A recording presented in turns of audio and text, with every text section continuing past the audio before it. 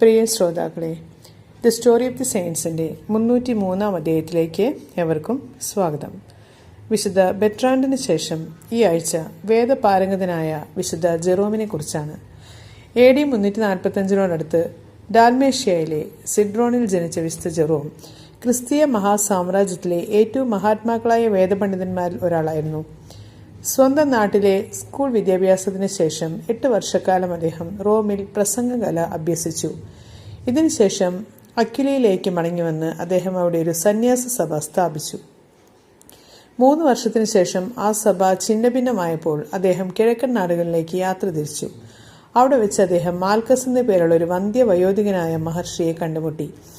ശൂന്യമായ ഒരു നിലവറയിൽ ചാക്കുതുണികൾ ധരിച്ച് വേദഗ്രന്ഥ പഠനത്തിൽ മുഴുകി ജീവിക്കാൻ ഈ വിശുദ്ധൻ ഉത്തേജനം നൽകിയത് ആ മഹർഷിയായിരുന്നു. വൈകാതെ അദ്ദേഹം അന്ത്യോക്യയിലേക്ക് തിരികെ വന്നു. വൈദികനായി തിരുപ്പട്ടം സ്വീകരിച്ചു. തന്റെ മെത്രാനുമൊത്തുള്ള കോൺസ്റ്റാന്റിനോപ്പിൾ സന്ദർശന വേളയിൽ ഇദ്ദേഹം വിശുദ്ധ ഗ്രിഗറി നാസിയാസൻ, നിസ്സായിലെ ഗ്രിഗറി എന്നിവരെ പരിചയപ്പെട്ടു.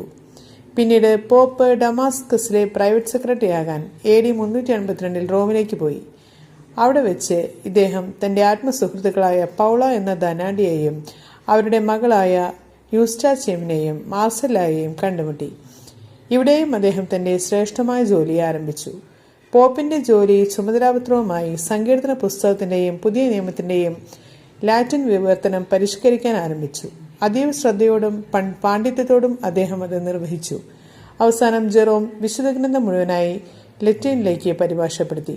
ഇന്നറിയപ്പെടുന്ന ദ വൾഗേറ്റ് എന്നത് ഈ വിവർത്തനമാണ്. എന്നാൽ പോപ്പ് ഡമാസസിന്റെ മരണശേഷം റോം വിട്ടു പോകാൻ ശത്രുക്കൾ അദ്ദേഹത്തെ നിർബന്ധിക്കുകയാണ് ചെയ്തത്. പൗളായോടും യൂസ്റ്റാച്ചിയമിനോടുമൊപ്പം അദ്ദേഹം ബെത്ലഹേമിലേക്ക് പോയി. 420 മരണം വരെ 34 വർഷം ജീവിച്ചു. അവിടെ അദ്ദേഹത്തിന്റെ മേൽനോട്ടത്തിൽ ഒരു ആശ്രമം സ്ഥാപിച്ചിരുന്നു. പൗളായുടെ ചുമതലയിൽ ഒരു മഠവും ഉണ്ടായിരുന്നു. അവരുടെ മരണശേഷം യൂസ്റ്റാച്ചിയം ചുമതല ഏറ്റെടുത്തു. ബെത്ലഹേമിൽ വരുന്ന എണ്ണമറ്റ തീർത്ഥാടകർക്ക് വേണ്ടി അദ്ദേഹം ഒരു സത്രം സ്ഥാപിച്ചിരുന്നു. അദ്ദേഹത്തിന്റെ പാണ്ഡിത്യവും വാദപ്രതിവാദ ശേഷിയും പ്രബന്ധങ്ങളും കത്തുകളും പലപ്പോഴും രോഷമുയർത്തുന്നവയായിരുന്നു. മനുഷ്യന്റെ ആത്മാവിനെ ശിരസിലാണ് പ്ലേറ്റോ ദർശിച്ചത്, ക്രിസ്തുവോ ഹൃദയത്തിലും. വിശുദ്ധന്റെ പ്രസിദ്ധമായ വാക്യമാണിത്.